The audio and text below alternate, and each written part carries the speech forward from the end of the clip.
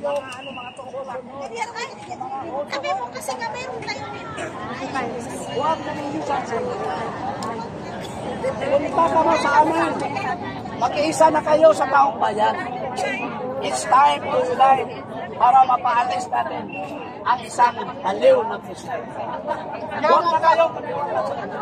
Yan ang lagi mo sinisigaw, mamahalika, di ba? Ngayon, nandito na po tayo. Ito na po yung pinipray natin. Ang oras na po, ibabahin po natin.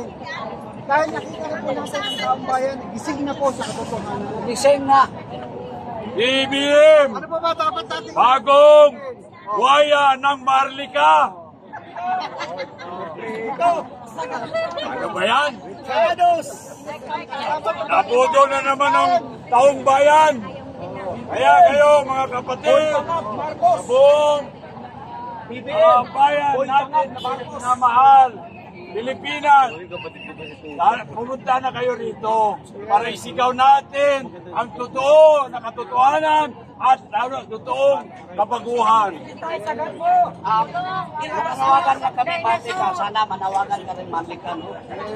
Na itong administrator sa Israel, i-allow kami na magamit yung vicinity, lalo na yung sa statue ni Mama Mera doon. Dapat inarangan kasi ng pulis. Dapat alisin nyo.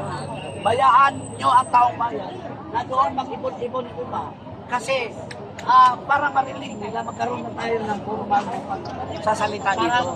Para marinig. Para sinasarap nila. Kita mo po, peace! Karapatan po na. Peacefully assemble, redress grievances Yung mga freedom against the corrupt government under the administration, the unable leadership na makasya dito. of Martin Romualdez and Bongbong Marcos. Nakakordon na doon sa Israel, sa Israel. Waya. Dapat manawagan tayo, Marlica. Dahil ito po this is a prayer rally. Ito ay panampalataya, ecumenical dito, iba't ibang reliyon na dito. Manawagan tayo sa mga iba't ibang reliyon. Ang Katoliko, ang hierarchy ng Katoliko, ang Iglesia ni Cristo, ang EOGC, lahat ng mga denomination, punta na kayo dito. Dahil ang ating panawagan naman ay para sa taong bayan. This is a moral call. This is a moral call para sa taong bayan. Hindi tayo nanawagan para magpatayan. Hindi.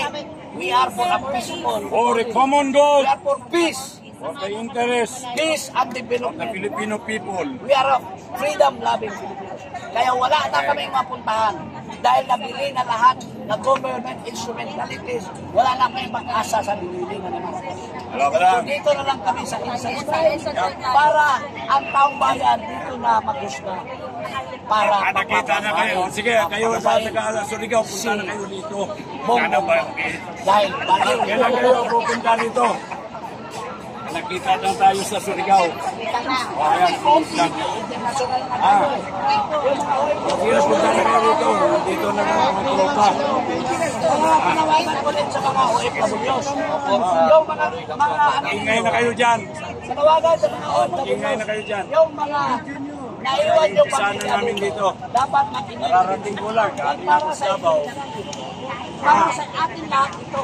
Oo, kararating ko lang kanina. Madaling araw. Sa Pilipinas. Kundi lahat sa mundo na ito. Hapon na ako pinawagan. Depende. Pababain natin. Hanggang hindi bababa Marcos, si alis BBM, dyan! hindi ako uwi. Marcos, alis dyan! Marcos, alis dyan! Marcos, alis dyan! Marcos, alis dyan! Allahu Akbar! Allahu Akbar!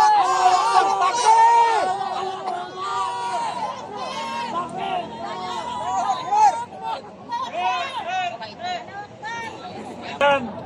Yung mga tuwatkong na yan. Kaya huwag kayong magnakaw, ha? Sila lang magnakaw. Sa katapusan naman, ha? Kahit sa kanila lahat ang kwarta ng taong bayan, ang importante, ang maganda yung itsura natin. Tingnan mo ano nangyari kay Romualdez ngayon. Sa dami ng pera na ginastos niya, kwarta ng taong bayan, at ano ang itsura niya, parang mongoloid. Ganyan ang, yeah! Oh yeah, yeah. Palakpak. Yeah, yeah. Kaya yung BBM ngayon, bagong buhaya ng Marlica. Kaya pala ang tunay na ibig Yun sabihin ang BBM. tunay ng BBM. Una, akala ko bagong bini ng Marlica, yung BBM. Ako ang lead convener noon. Dahil nakumpisa yung unit team doon sa bahay ko, sa Tagum City, Davao del Norte. Nakumpisa yung unit team. Member 21. O yan, dito yung ibis rin.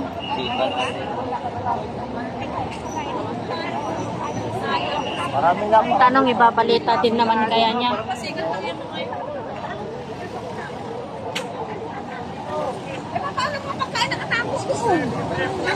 Sabi, nagpapasikat lang daw tayo guys. Hindi po pasikat to, kundi ito po ay pagpapakita ng suporta para sa taong bayan.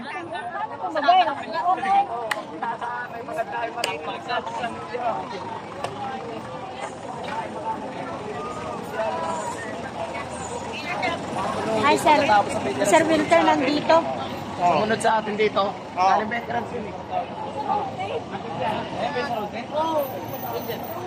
Dami na natin guys.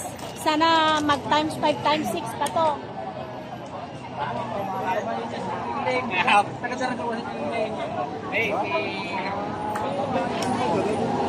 Si Ben, nagtaka na kung binabot ng balita.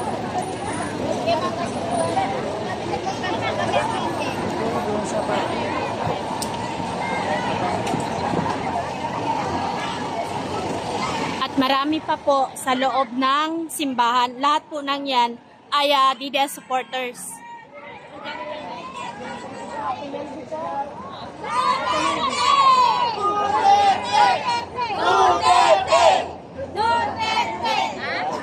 Mahina po mahina. Wala bang malakas dyan? Sabay-sabay naman. Ay, wala na panangalian, oy. Wala na panangalian dito. Ano? May nabigay ng food din. Okay. Basta kayo.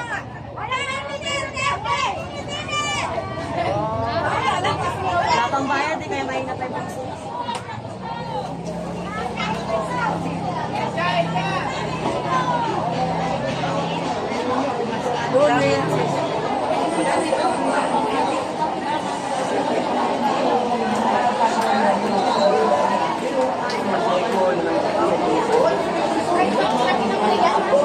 So yan po, lahat po ng yung mga kababayan ay kasama po natin. So nagpapahinga lamang po sila sa loob kasi may init po dito sa labas. Kasi hindi naman po pumapayag yung mga kapulisan na aakyat yung mga tao doon sa taas. Kung saan nandun po yung dambana ng Mama Mary. Yan, ganyan po yung sitwasyon dito ngayon sa EDSA Shrine.